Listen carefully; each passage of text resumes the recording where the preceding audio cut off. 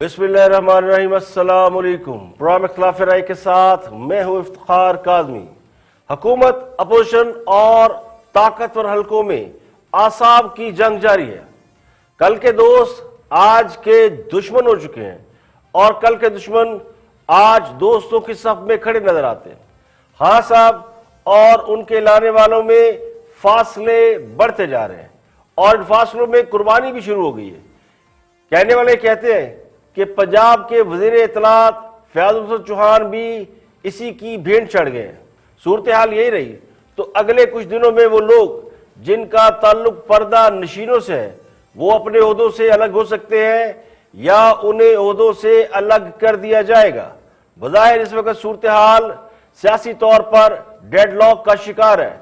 नवाज शरीफ अपनी पोजीशन लिए हुए हैं और उससे पीछे हटने को तैयार नहीं है, जबकि खान साहब अपोजिशन के खिलाफ सख्त इक़दामात के ख्वाह हैं, लेकिन उन्हें उनका साथ मुयसर नहीं जो इससे पहले था। अब मुल्क के रियासती इदारे, अदलिया, एस्टेब्लिशमेंट वो बिल्कुल एक अलग पोजीशन लिए नजर आते हैं और वेट एंड सी या तेल देखो और तेल की धार देखो के फार्मूले पर अमल पैरा है। बैकडोर डिप्लोमेसी के जरिए रूठने, मनाने और सूरत हाल को बेहतर करने की कोशिश जारी है। इसमें बहुत सी शख्सियात इस वक्त बैकडोर डिप्लोमेसी कर रही हैं जो इस वक्त बहरानों और उलझी हुई डोर का सिरा तलाश करने में वॉलेंटरीली मसरूफ है। एक तासुर यह है कि पंजाब के वज़ीर इत्तलात की अचानक वज़ारत इत्तलात से की ओहदे से बरतरफी और फिर उनकी जगह फरदौस आशिक अवान की तैनाती को भी खान साहब की तरफ से नाराजगी का पैगाम समझा जा रहा है। फरदौस आशिक अवान करप्शन के इल्जाम में हटाई गई थी और उनको हटाने में खान साहब से ज्यादा एस्टेब्लिशमेंट की ख्वाहिश और मर्जी शामिल थी। अब एक ऐसी शख्सियत को जिस पर करप्शन के बहुत से इल्जामात लगे, उन्हें दोबारा वजारत देना इस बात की तरफ इशारा हो सकता है कि एंजते फिर एंजी सही। फयाज़ हुसैन चौहान के बारे में भी ये इतलात है कि उन्हें भी एक हसास अदारे की वजह से ये वजारत नसीब हुई थी। वो अक्सर निजी महफिलों में इस बात के दावे करते पाए गए कि उनकी तकर्री में हुकूमत का कोई हाथ नहीं और उन पर जिनका हाथ है वो बड़े ताकतवर लोग हैं। तो एक ऐसे वजीर को जिसके बारे में चंद रोज कबल खुद खान साहब ये इरशाद फरमा रहे थे कि पंजाब में अकेला एक फयाज़ हुसैन चौहान है जो हुकूमत के बयानियों को लेकर चल रहा है और अपोजिशन को टफ टाइम दे रहा है, तो खान साहब के बार बार कहने के बावजूद पंजाब में वज़रा हुकूमत के मजे तो लूटते रहे लेकिन अपोजिशन के जारहाना हमलों का दिफा कोई नहीं कर रहा। तो जिस वजीर का खान साहब खुद दिफा कर रहे थे अचानक उसको उन्होंने हटा दिया और उसको हटाने के लिए और कोई वजह नजर नहीं आती। बात इसलिए हटाया और डॉक्टर फरदौस आशिक अवान को इसलिए लगाया कि वो अपनी खफगी या नाराजगी का इजहार कर सके। कुछ रोज कबल भी खान साहब नागुज़ीर हालात में सिपा सलार को हटाने की मिसाल दे चुके हैं। बहुत से लोग तो ये भी कहते हैं कि ये भी मुमकिन है फयाज़ हुसैन चौहान को प्रमोशन मिल जाए। इससे पहले शहबाज गिल को पंजाब से फारिग किया गया था तो 6-8 महीने के बाद वो प्रमोट होकर अब वफाक में अच्छे ओहदे पर हैं। अब सवाल यह है कि डॉक्टर फरदौस आशिक अवान को करप्शन के इल्जाम पर हटाया गया था, उसका क्या बना? यानी इश्तिहारात में से 10% कमीशन लेने का इल्जाम खुद सरकारी वज़रा ने लगाया था या सरकार ने लगाया था। उन पे और बड़े इल्जाम थे। एक तो इश्तिहारात में से 10% कमीशन लेने का इल्जाम था, इसके अलावा उन पर एक और इल्जाम था कि उन्होंने सरकारी गाड़ियों को जाती इस्तेमाल में ले लिया। फिर पीडीवी के 11 मुलाजमीन को उन्होंने अपने घर पे घरेलू मुलाजमीन के तौर पर रखा हुआ था। ये सारे इल्जामात डॉक्टर फरदौस आशिक अवान पर लगाकर उन्हें वजारत से रुखसत किया गया था। तो उस वक्त बड़े लोगों ने ये नारे लगाए थे कि देखिए खान साहब ने अपने बंदे को भी करप्शन पर निकाल दिया, अपनी मुशीर को भी, मुशीर इत्तलात को भी निकाल दिया। वो अब डॉक्टर फरदौस आशिक अवान की वापसी को कैसे जस्टिफाई करेंगे? तो सियाने सही कहते हैं कि जब बिल्ली के पांव जलते हैं तो अपने बच्चों को अपने पांव तले दबा लेती है। आप फयाज़ हुसैन चौहान जो मुस्लिम लीग नून से शीन निकाल रहे थे और मुस्तकबिल की पेशन गोइयां कर रहे थे कि दिसंबर में ये हो जाएगा, नवंबर में ये हो जाएगा और जनवरी में तो बोरिया बिस्तरी गोल हो जाएगा और पता नहीं किस किस के साथ क्या हो जाएगा, उन्हें यह खबर ना हुई कि उनकी वजारत उनके हाथ से निकल गई। اب وہ لوگوں سے پوچھتے پھر رہے ہیں کہ مجھے کیوں نکالا. آگے بھی آپ کو تحفظات ہیں, آپ کیا کہیں گے؟ مجھے کوئی خبر نہیں ہے سر. ابھی اطلاع ہے کہ فردوس عاشقوان کو مشیر اطلاع لگا دیا گیا اور آپ کو واپس لے لیا گیا آپ سے چارج. آپ کے پاس قانونی اس کا ہوگا سر, مجھے نہیں پتہ اس کا, کیا کہنا چاہیں گے؟ مجھے اس کا پتہ ہی کوئی نہیں, علم ہی نہیں ہے سر. میڈیا میں خبریں آ گئی ہیں, میں نوٹیفیکیشن یہ بھی آ بتا گیا. رہا ہوں کہ مجھے نہیں پتہ اس کا. اوکے. جب پنجاب سے شہباز گل کو نکالا گیا تھا تو انہیں معلوم تھا انہیں کیوں نکالا گیا. جب اس سے پہلے فیاض الحسن چوہان کو پنجاب سے فارغ کیا گیا تو انہیں بھی معلوم تھا انہیں کیوں نکالا گیا. جب اسلم اقبال صاحب کو نکالا گیا اور ان سے پہلے شمسار علی بخاری پنجاب کے وزیر اطلاعات تھے, ان کو جب نکالا گیا تو انہیں بھی معلوم تھا کیوں نکالا گیا. اس کے بعد اسلم اقبال آئے, انہیں نکالا گیا تو انہیں بھی معلوم تھا کیوں نکالا گیا. فیاض الحسن چوہان کو اس سے پہلے جب نکالا گیا تو انہیں بھی معلوم تھا کہ انہیں کیوں نکالا گیا. لیکن اب فیاض الحسن چوہان کو کیوں نکالا گیا انہیں نہیں معلوم کہ انہیں کیوں نکالا گیا, اس لیے وہ بار بار لوگوں سے پوچھ رہے ہیں کہ انہیں کیوں نکالا گیا. اب سوال یہ ہے کہ جس پارٹی کے پاس فیاض الحسن چوہان صاحب کا متبادل ڈاکٹر فردوس عاشقوان جیسی شخصیت ہو, اس کا فیوچر کیا ہوگا. اب پتہ نہیں ڈاکٹر فردوس عاشقوان کو اس لیے پنجاب کی معاون خصوصی برائے اطلاع لگایا گیا ہے کہ خان صاحب یہ سزا انہیں دینا چاہتے ہیں جنہوں نے پہلے ڈاکٹر صاحب کو خان صاحب کے ہاتھوں فارغ کرایا تھا, یا پھر اس کی وجہ یہ ہے کہ ڈاکٹر صاحب کا کوئی تعویذ دھاگا یا پیری مریدی کام کر گئی ہے اور واپس عہدے پر آ گئے ہیں. اس کے علاوہ کل پنجاب میں ایک ایم پی اے کی ملاقات کی خبریں بھی بڑی زیر گردش تھی. ایم پی اے مسلم لیگ نون کے تھے اور ان کی ملاقات ہوئی وزیر اعلیٰ پنجاب کے ساتھ. ایک ویڈیو سامنے آئی جس میں پنجاب کے ایک ایم پی اے, مسلم لیگ نون کے ایم پی اے, وہ وزیر اعلیٰ سے ملاقات کر رہے تھے. اس ویڈیو سے یہ تاثر دیا گیا کہ نون لیگ جو ہے وہ ڈیوائیڈ ہو گئی ہے. تو اب لوگ وزیر اعلیٰ پنجاب کے پاس دوڑ دوڑ کر جا رہے ہیں, اور سب سے پہلے اظہر عباس چانڈیو دوڑتے ہوئے وزیر اعلیٰ پنجاب کے پاس پہنچے اور انہوں نے وزیر اعلیٰ پنجاب کی بیعت کر لی. لیکن چند ہی گھنٹوں بعد اس کا بھی ٹائم فش ہو گیا, یعنی ادھر بھی یہی حال نکلا کہ ٹوپی بنا دی گئی. اظہر عباس چانڈیو نے اس بات سے انکار کر دیا کہ وہ وزیر اعلیٰ پنجاب سے کوئی حال ہی میں ملے ہیں. یہ ملاقاتیں کچھ عرصہ پہلے ان کی ہوتی رہیں اور ایک ایم پی اے کسی سے ملاقاتیں ہوئیں, اور آج انہوں نے اس پہ بیان دیا کہ پتہ نہیں یہ پرانی ویڈیو انہوں نے کیوں چلائی ہے اور کیا ثابت کرنا چاہتے ہیں کہ نون لیگ تقسیم ہوئی ہے. اظہر عباس چانڈیو نے بھی ایک ویڈیو میسج جاری کیا جس میں انہوں نے واضح طور پہ کہا کہ وہ تو مسلم لیگ نون کے ساتھ کھڑے ہیں. وزیر اعلیٰ پنجاب سے ملنے کا مقصد جو ہے ان کا کوئی ذاتی کام ہوگا, لیکن انہیں نہیں معلوم تھا کہ اس میں کوئی پارٹی کے قواعد و ضوابط کی خلاف ورزی ہوتی ہے. جب انہیں پتہ چلا تو انہوں نے دوبارہ وزیر اعلیٰ پنجاب سے ملاقات نہیں کی. لیکن حال ہی میں اس کو ویڈیو کو دوبارہ ریلیز کرنا یہ بالکل ایسے ہی جیسے کوئی سمجھا ہوگا کہ جیسے جج ارشد ملک کی ایک ویڈیو ہم نے دیکھی تھی اسی طرح کی ایک ویڈیو کوشش کی گئی کہ ادھر سے بھی چلائی جائے, لیکن بات بنی نہیں. آج پھر سوشل میڈیا پہ اور پرنٹ میڈیا پہ ایک بات چل رہی ہے کہ اظہر عباس خان چانڈیو نے سردار عثمان خان بزدار سے ملاقات کی ہے. یہ سراسر غلط ہے. آج میری کوئی سردار صاحب سے ملاقات نہیں ہوئی, اور نہ ہی اب میں کرنا. پرانی ملاقاتیں تھیں جو نادانستہ طور پر ہوئی ہیں, مجھے نہیں معلوم تھا یہ پارٹی وائلیشن بنتی ہے. تو جب مجھے یہ پتہ چلا کہ مناسب نہیں ہے اپنی پارٹی کو چھوڑ کر کسی اور سے ملاقات کا, تو میں نے ملاقاتیں بند کر دیں اور اپنی پارٹی کو بھی مطمئن کیا. اور میں ہنجرا خاندان کو بھی میں نے مطمئن کیا ہے, اویس لغاری خان صاحب کو بھی, اور میں حلفاً کہہ رہا ہوں کہ میں اپنی پارٹی نون لیگ کے ساتھ ہوں. میرا مرنا جینا اپنی پارٹی نون لیگ کے ساتھ ہے, اور انشاءاللہ ہمیشہ نون لیگ کا ساتھ دوں گا, اور ان کے ہر فیصلے کو تسلیم کروں گا. میں اپنی پارٹی کے ساتھ ہوں اور پارٹی کے ساتھ رہوں گا. یہ غلط پروپیگنڈا ہو رہا ہے. میں نے کوئی ملاقات نہیں کی اور نہ ہی میں نے کوئی اپنی پارٹی کے خلاف کوئی بات کی ہے. یہ سراسر غلط پروپیگنڈا ہو رہا ہے. میں اس کی بھرپور تردید کرتا ہوں, بلکہ مذمت کرتا ہوں کہ میرے بارے میں ایسی افواہیں نہ پھیلائی جائیں. میں اپنی پارٹی کے ساتھ ہوں اور پارٹی نون لیگ کے ساتھ رہوں گا. میں اپنے قائدین کے ہر فیصلے کو تسلیم کرتا ہوں اور ان کے ہر فیصلے کی تائید کرتا ہوں, اور انشاءاللہ پارٹی کے ساتھ رہوں گا. میں انشاءاللہ دیکھ رہے ہیں کہ 5 تاریخ کو یہ کنونشن ہے مظفر گڑھ میں، اور انشاءاللہ میں اپنے تمام ساتھیوں کے ساتھ، اپنی برادری ساتھیوں کو ساتھ لے کر اس کنونشن پہ بھی شریک ہوں گا، اور خدا را آئندہ ایسی افواہیں نہ پھیلائیں. میں آپ کو گزارش کر رہا ہوں کہ ایسی غلط افواہیں نہ پھیلائیں میرے خلاف. یہاں پہ لیں گے ایک بریک، اور بریک کے بعد جب واپس آئیں گے اور بھی ہم موضوعات آپ کے ساتھ شیئر کریں گے. ہمارے ساتھ رہیے گا.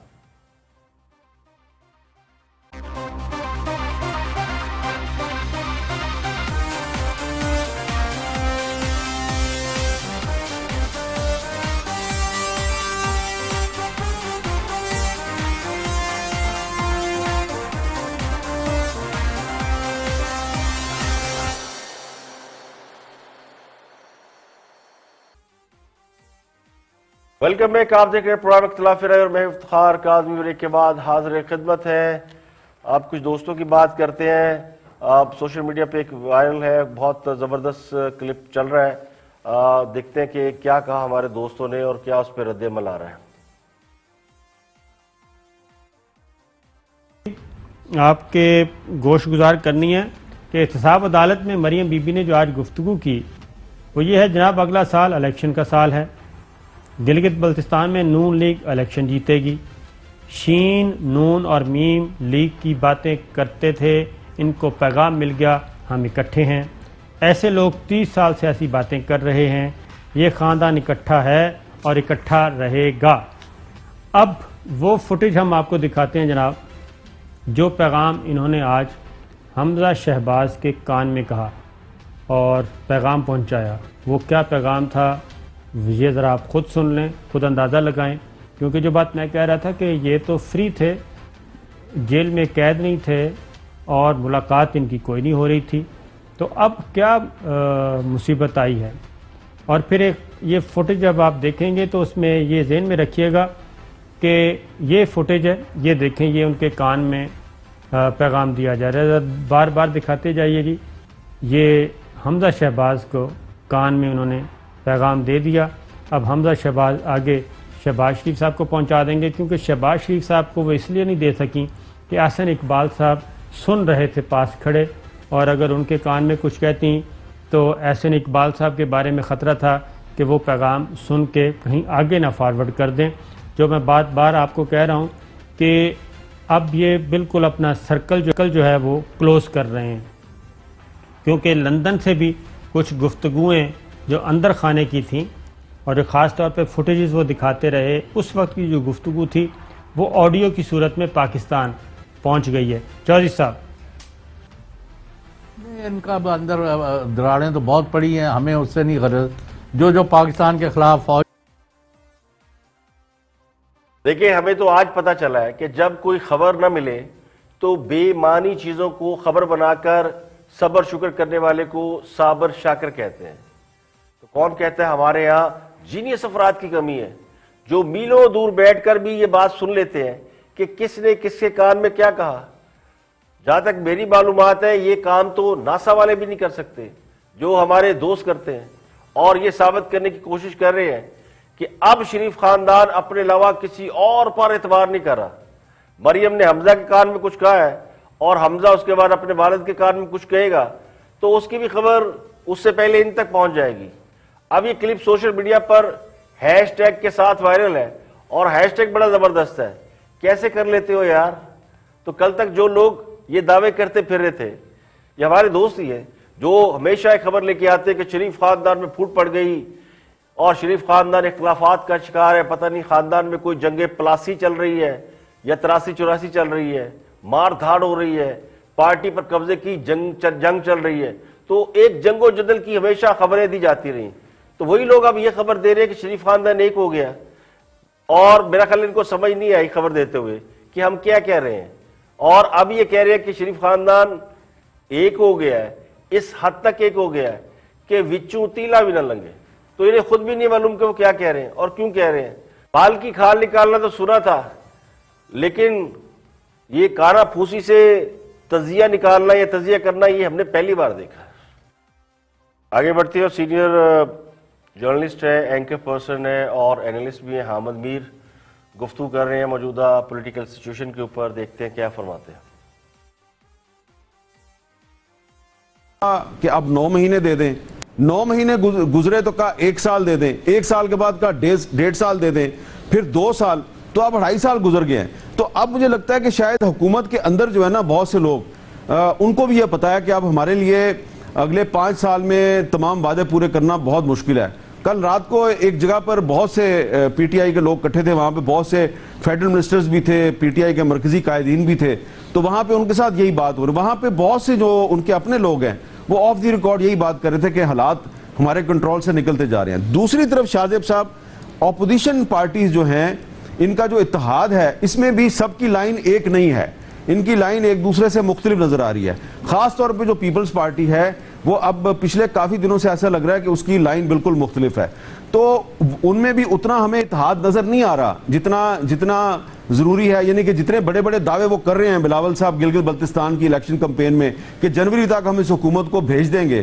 بھئی ابھی آپ نے 11 دن پہلے آپ نے ایک اپیل کی تھی کہ جی آئی جی سندھ اور باقی جو سندھ پولیس کے افسران ہیں وہ ہڑتال پہ جا رہے ہیں, چھٹی پہ جا رہے ہیں, تو انویسٹیگیشن کریں. وہ 10 دن تو گزر گئے, تو اب آپ خاموش ہیں, اب آپ نہیں بول رہے, اب نواز شریف صاحب بول رہے ہیں, نون لیگ والے بول رہے ہیں, تو ان کی بھی پالیسی ایک نظر نہیں آ رہی. تو یہ دونوں جو ہیں نہ حکومت کی گورننس ٹھیک ہے, نہ اپوزیشن کا اتحاد مثالی ہے, تو دونوں طرف پرابلم ہے. لیکن پھر میں دوبارہ یہی کہوں گا کہ الٹیمیٹلی جو لوزر ہے وہ حکومت ہوگی, کیونکہ حکومت ایک مثال ہے کہ پوت کے پاؤں پالنے میں نظر آ جاتے ہیں, اور جن کو وہ پاؤں نظر آ چکے ہیں وہ تو بیچارے بار بار یہ کہہ چکے ہیں کہ یہ کمپنی نہیں چلے گی, 5 سال چھوڑے 50 سال بھی دے دیں تو کچھ نہیں ہوگا. کیونکہ جو اصل مسئلہ ہے وہ اہلیت اور قابلیت کا ہے. اگر کسی میں اہلیت ہی نہیں, قابلیت ہی نہیں, تو پھر وہ ڈیلیور کیسے کر سکیں گے. میرے نزدیک خان صاحب ایک پاپولر آدمی تھے اور خان صاحب کے نام پر ووٹ مل سکتے تھے.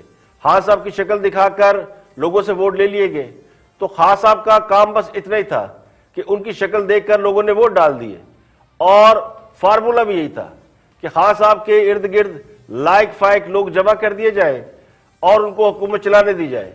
لیکن خان صاحب نے کہیں یہ سمجھ لیا کہ حکومت بھی انہوں نے چلانا ہے, اس لیے وہ وزیر اعظم بنے ہیں. تو میرا گمان یہ ہے, یہ میرا انالیسز ہے, ہو سکتا ہے کوئی اس سے اتفاق کرے یا نہ کرے, لیکن میرا خیال یہ ہے کہ یہ جو مائنڈ سیٹ تھا کہ کس طرح حکومت چلے گی, اس کے پیچھے یہی سوچ تھی کہ خان صاحب ایک فیس ہو گئے اور کام کرنے والے دوسرے لوگ ہوں گے. لیکن خان صاحب نے سوچا کہ ملک میں نہیں چلانا ہے, تو اس لیے بار بار وقت اور مہلت طلب کی جاتی رہی کہ شاید خان صاحب کو یہ سمجھ آ جائے کہ وہ ان کے لیے ملک چلانا مشکل ہے, جن کا کام ہے انہیں کرنے دیا جائے. لیکن خان صاحب اپوزیشن سے میچ ڈال کر بیٹھ گئے, اور سب سے زیادہ معاملہ ان کے بیانات نے خراب کیا. اگر آپ پچھلے 2-2.5 سال میں دیکھیں تو خان صاحب کی باتوں سے جو ماحول خراب ہوا ہے وہ شاید کسی اور وجہ سے نہیں ہوا. اسی وجہ سے اب حکمران جماعت کے اندر خان صاحب کے بیانیے کا دفاع کرنے والے لوگ بہت کم رہ گئے ہیں, اور ان کے آس پاس ایسے لوگوں کی شدید کمی ہے جو حکومت چلانا جانتے ہوں یا حکومت کا انتظام و انصرام سنبھال سکتے ہوں. جو 2-4 لوگ رہ گئے ہیں تو انہیں ان کی موجودگی میں یہ موقع نہیں ملتا, تو اسی وجہ سے ان کی حکومت مشکلات میں گھر گئی ہے. اور اپوزیشن میں چونکہ مختلف الخیال سیاسی جماعتیں موجود ہیں, تو یہ تو بات پہلے سے طے ہے کہ اپوزیشن کا ایک ہونا مشکل کام ہے. لیکن اس وقت جو اپوزیشن کی پوزیشن ہے وہ بڑی سٹرونگ ہے. تو اپوزیشن کا سارا بیانیہ یا سارا سب کچھ جو ہے وہ نواز شریف اور مولانا فضل الرحمان کے گرد گھوم رہا ہے, اور اس وقت نواز شریف اور مولانا فضل الرحمان بالکل خان صاحب کے سامنے کھڑے ہیں. اور تجزیہ نگار ہیں, دانشور ہیں, بہت سینئر جرنلسٹ ہیں, حسن نثار گفتگو کر رہے ہیں. دیکھتے ہیں کہ ان کا موضوع کیا ہے. مریم نواز صاحبہ نے بھی تو کہا ہے کہ مقروض بنانے والی ریاست کے اوپر ایک ریاست ہے. اچھا دیکھو, یہ بڑی دلچسپ بات ہے. یہ بنیادی طور پہ نیم خواندہ لوگ ہیں.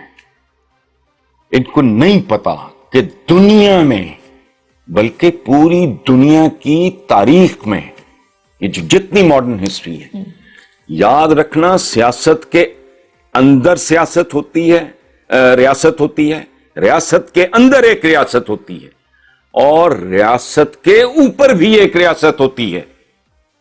ये बेशुमार जो कॉन्स्पिरेसीज और जंगो जदाल और कत्लो गारत, भाइयों का भाइयों से टकराना, ये सब क्या है? State with in a state, ये कोई नई बात है? होती है, सुपर पावर्स में भी होती है। बिल्कुल।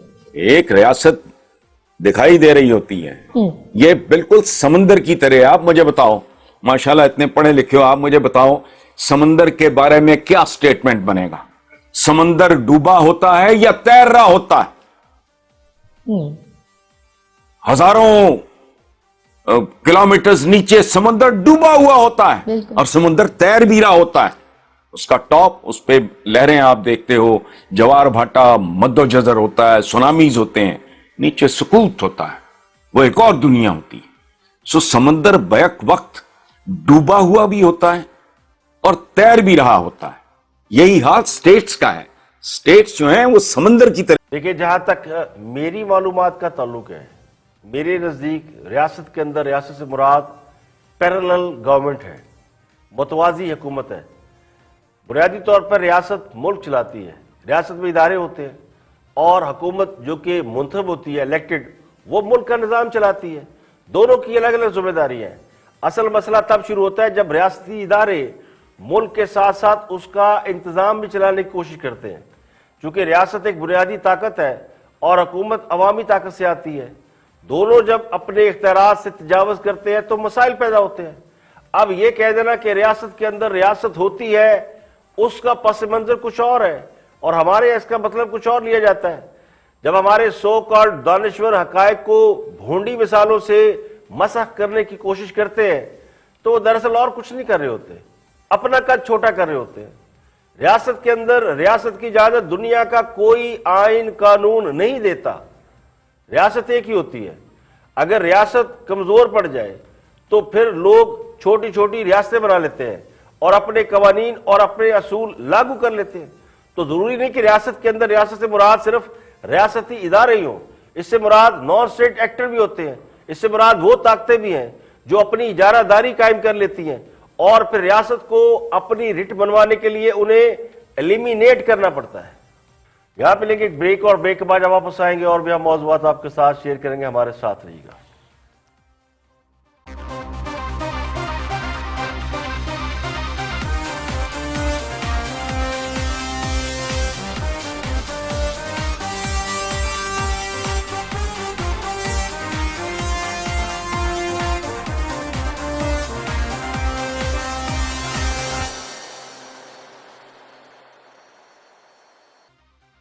Welcome back. आप देख रहे हैं प्रोग्राम इख्तिलाफ राय और मैं इफ्तिखार काज़मी। अली नवाज ऐवान गुफ्तगू करे वज़ीर के मावरीन ख़ुसूसी में शामिल हैं। देखते हैं कि वो क्या फरमाते हैं। Watch this. आप अकेली पार्टी थे। नवाज शरीफ का ये नवाज शरीफ साहब का ये तरीकाकार है। आप याद कर लें, ये बाहर गए थे एनआरओ करके, एक जावेद हाशमी की तरफ से लेटर सर्कुलेट करा दिया था। उससे आगे चले, ये कहीं ना कहीं कुछ ना कुछ फौज के खिलाफ, पाकिस्तान की सालमियत के खिलाफ, हाशमी साहब ने जेल भी भुगती थी बड़ी बुरी उसमें, करते रहेंगे। ठीक है, लेकिन सर मेरा ये असल में आपका सवाल ये था कि वो जो आपने धरना दिया था जिसके अंदर आप ऑब्वियसली इस्तीफों का मुतालबा कर रहे थे, सीएम के भी और गवर्नमेंट के भी, वो आप अकेले खड़े हुए थे, आपके साथ ऑपोजिशन की कोई पार्टी खड़ी हुई नहीं थी। यहाँ सारी ऑपोजिशन ना सिर्फ आपके खिलाफ खड़ी हुई है बल्कि पाकिस्तान के अहम तरीन इदारों के खिलाफ भी खड़ी हुई है, जो कि ज्यादा सेंसिटिव बात है। पॉलिटिकल गवर्नमेंट के खिलाफ खड़े होना इतनी बड़ी बात नहीं है।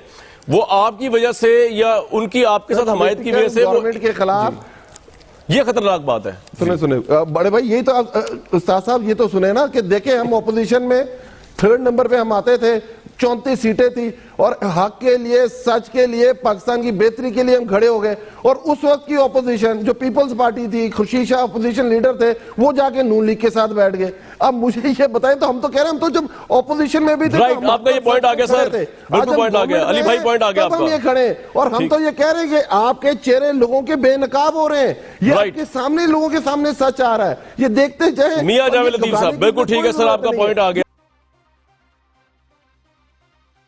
देखिए, खान साहब अगर अकेले होते तो इक्तदार की मंजिल तक कभी ना पहुंचते। तो इस बात को कोई चाहे माने या ना माने, लेकिन हकीकत ये कि नवाज शरीफ की हुकूमत के खिलाफ बहुत सी ताकतें जमा थी।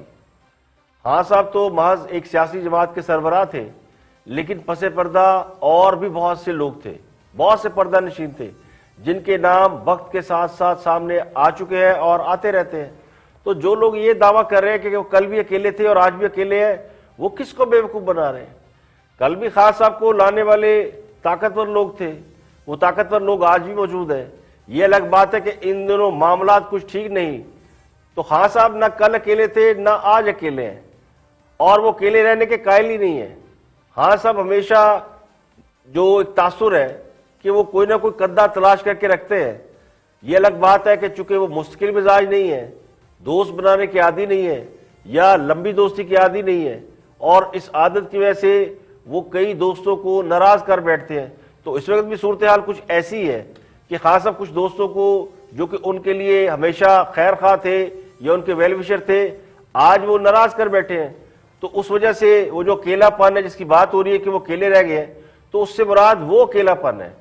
ورنہ تو حکومت ہمیشہ یہ کلیم کرتی رہی ہے کہ بہت سی طاقتیں ان کے ساتھ ہیں, اور وہ طاقتیں اپوزیشن کو یا پرانی سیاسی جماعتوں کو سیاست میں دیکھنا نہیں چاہتی, ان کی کرپشن ان سے برداشت نہیں ہوتی. تو اب وہ معاملہ جو ہے وہ خاصی حد تک جو ہے وہ آگے نکل چکا ہے, اور لگتا ہی ہو کہ خان صاحب نے ان دوستوں کو بھی کم و بیش لوز کر دیا ہے جن پہ کہتے ہیں نا, جن پہ تکیہ تھا وہی پتے آج کل ہوا بھی دے رہے ہیں. اور عام خبر یہ کہ انسداد دہشت کی عدالت سے وزیراعظم عمران خان کی برئیت کے خلاف نون لیگ نے اعلیٰ عدالتوں سے رجوع کرنے کا فیصلہ کر لیا. مسلم لیگ نون کو اعتراض یہ ہے, بلکہ آج کہا گیا رانا ثناء اللہ کی طرف سے کہ سپریم کورٹ اس فیصلے کا نوٹس لے.